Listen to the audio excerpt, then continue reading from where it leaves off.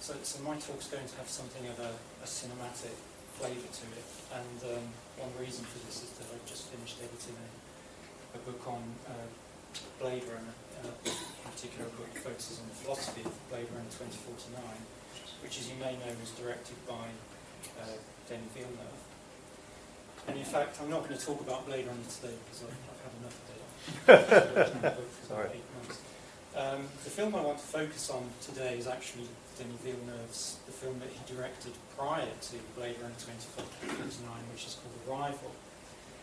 And this film is based on a short story by the American writer Ted Chiang called Story of Your Life.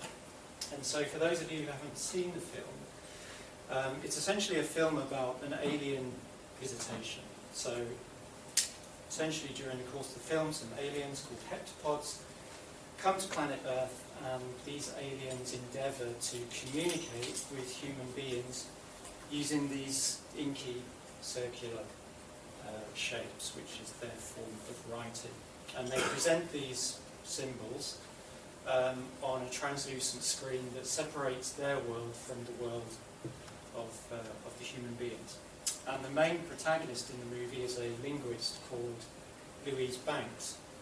And during the course of the movie, we follow her efforts as she tries to decipher this cryptic language. Now, it turns out that the purpose of the alien visitation is actually to provide humanity with a gift. The human heptapods have come bearing gifts. And the gift in question is actually their language. That's what they're offering to us.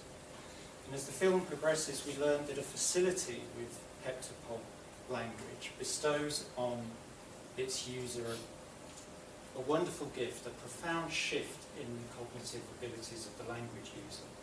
So the alien's language, we are told, opens time, and it essentially blurs the distinction between the past, the present, and the future, so that by the end of the movie, as Louise, the linguist, begins to develop facility with the language, she begins to remember her future in the same way as she recollects her past. And so, in essence, Louise is able to see the entire story of her life by virtue of the fact that she's competent with heptapodian language, and she's able to remember the things that she will do in the future, including all the books that she will write about the heptapodian language. So this is a tremendously powerful gift, because Louise is able to remember all of the things that she's ever going to learn during the course of her life, before she's even learned them, and she's able to exploit all of that knowledge in the present. And there's a nice twist in the movie that plays on that. So this then is the alien's gift. It's their language. And we learn during the course of the movie that the language affects a profound form of cognitive transformation. So learning heptapodian is akin to receiving a cognitive upgrade, and being able to communicate in the language and understand heptapodian language transforms the user and in effect enables them to predict the future. So what does all of this have to do with text? Well, what I want to suggest is that we humans are like the aliens in the movie. We're like heptapods. And obviously we aren't aliens, but we are, however, from a cognitive perspective, somewhat unique on this planet. Our intelligence is what you might call an alien form of intelligence relative to the other kinds of terrestrial critters that we share the planet with. And what I want to suggest is that we humans are like these alien heptapods. And so in our world, we're generating text just as the heptapods did when they came to Earth. They were presenting their language to the humans in the movie via a screen, and similar to the heptapods, we're busy generating text via our particular screens all of the time. So if we're the aliens, then who are the humans in the movie? And I suggest that these are the denizens of the online world, the kind of new AI systems. They kind of inhabit the world behind the screens. They live in this kind of online world. And just like Louise in the movie, these AI systems, they're presented with a rather formidable challenge because they have to decipher our language. And so they need to understand what all these language-related symbolic encodings actually mean. And of course, that's tremendously difficult. So this, I suggest, is our gift to AI systems in the online world. And just like the heptapod's language transforms Louise's cognitive capabilities, I suggest that by bestowing our language onto these new AI systems, we enable those AI systems to navigate the kinds of cognitive terrains that we're familiar with. But we might ask ourselves, well, what exactly does that mean? You know, what exactly is the nature of the gift? What is the specific cognitive virtues of language? What sort of cognitive enhancements does our language provide? And one answer to that question stems from recent work in theoretical neuroscience. So at this point I feel like I'm kind of climbing the same mountain as Adam, albeit from a rather different direction, probably the more difficult path actually. So in theoretical neuroscience there is this model of the brain called the free energy model of brain function, and according to this model the basic computational imperative, the basic objective of the brain is to predict sensory input, and the claim is that the brain does this by deploying a so-called generative model that embodies the causal structure of the sensory world. So in other words, you have these generative models, you can think of them as like a mental model that represents the causes behind sensory input, and by modelling the causes behind the ebb and flow of sensory input, the brain is able to anticipate how future states of the world will unfold. It's essentially predicting the future. But of course, causes come in a variety of forms. So if we compare the two sentences on this slide and we ask ourselves, what are the things that cause these sentences? We actually have a number of layers of causes. So firstly, we have the actual lines or edges of the text. So these are the kind of proximal causes of our visual input. These are the things that are kind of causing patterns of retinal activation. In addition to that, we've got the physical actions that are used to generate the text. And at a level below that still, we've got the thoughts, the mental states that are generating the actions that are then creating the lines and the edges. 2 minutes. Okay.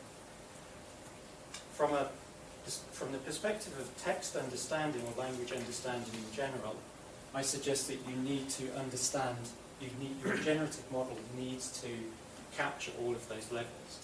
So English is my native language, and I have a good understanding of the causal structure that underpins the generation of that English language sentence. The Persian sentence, Troy yesterday, dasta aftergir, is much harder. I mean, I can speak a little Persian. Of course I have an understanding of the lines and edges. I can see that text. Yes, I mean, it looks like a spider just fell into a pot of ink and crawled across the page. The reason it looks like that and the English doesn't is because my understanding just bottoms out here. I have no understanding of what would need to be the case mentally in order for me to generate that text. And that is the basis of understanding, so I suggest. So just a quick point about the features of language, and this has kind of come up a little bit. I think language has these peculiar features, arbitrary representations and so forth, and this is important because it forces us to probe a new causal domain, which is the realm of the human mind. So it kind of forces, in order to acquire a facility with language, we need to understand the kind of murky realms of human mental states. And one upshot of this, I suggest, is that it gives us a capacity for mental control, not just control of other minds, but also our own minds. So if I look at this sentence, the Statue of Liberty, that conjures up this mental image of the Statue of Liberty, and by virtue of doing that, I'm able to control the ebb and flow of my own thoughts and, as a result, my own actions. And in doing so, I'm able to some extent to control my own cognitive destiny, the story of my life. I'm finished. Thank you.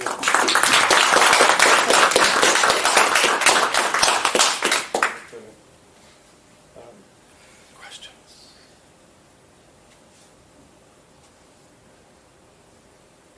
Yeah, Phil.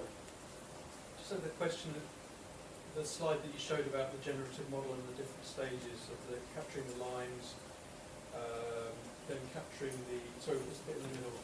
The actions. The actions, yeah, because it just reminded me of some of these new language models like GPT-2 and BERT that in an unsupervised way at least captured the first two parts, not the thoughts, but they're able to capture syntax, grammar and co-reference without being trained to do so, just from having exposure to that vast amount of information. Does that kind of relate to the stuff that you... Well, so the core idea here is that you can never understand anything unless you have the capacity to generate it yourself. So, and in order to generate natural language, you have to understand something about the deep causal structure of the world that's contributing to those syntactic sequences of shapes, and in our case that is the human mind. So being able to have facility with human language requires a grasp of the human mind, and that's difficult. That's still missing.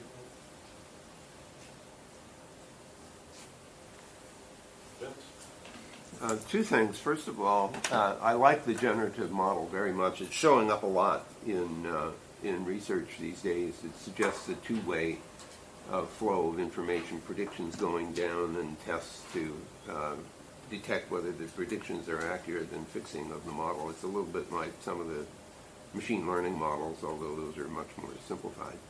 But what that suggests to me in a way is that if we are in fact model builders in order to understand the world, language is our way of conveying to other people what our models are. And that's why it's such a vital invention, because in the absence of that, it's very hard to convey to someone a model other than something that's kind of tangible, like how do I crack a nut or how do I build something. So language is probably one of the most important evolutions in human psychology, or mammal psychology, or whatever it is.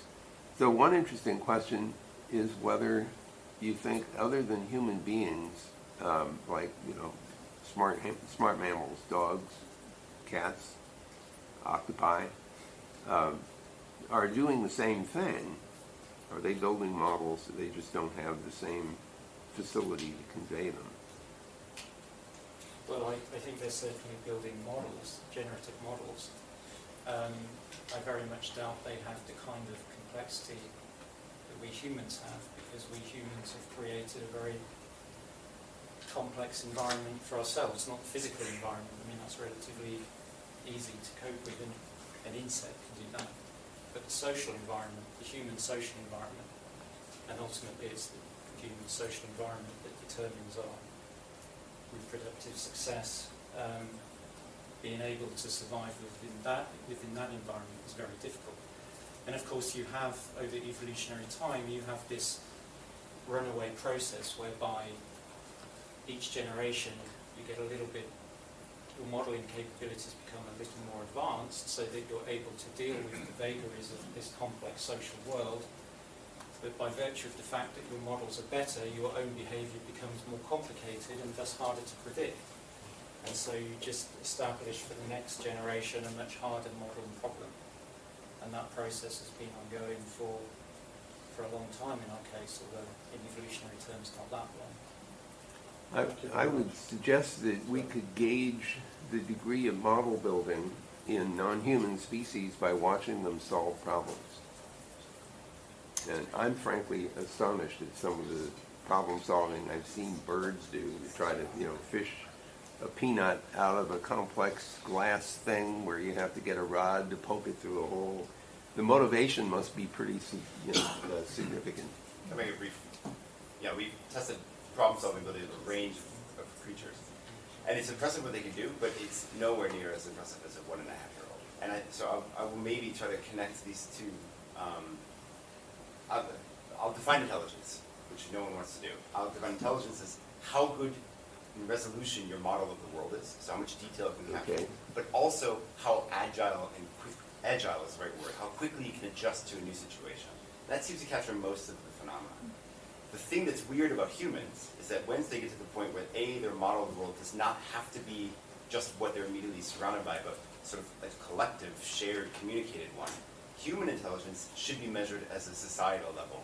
Like it's one, humans share a joint model of the world.